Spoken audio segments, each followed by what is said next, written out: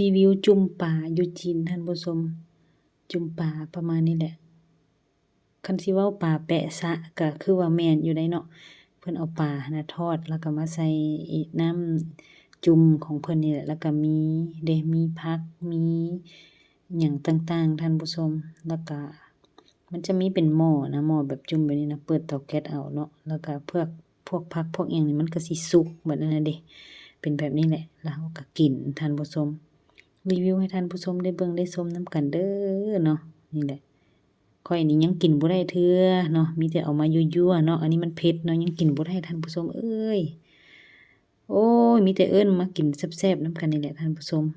จุ่มปลาอยู่จีนเอาอาหารจีนมารีวิวให้ท่านผู้ชมได้เบิ่งได้ชมนำกันยั่วน้ำลายนำกัน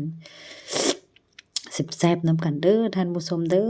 อนี่แหละเนาะจุ่มปลาอยู่จีนเนาะท่านผู้ชมมากินนำกันท่านผู้ชม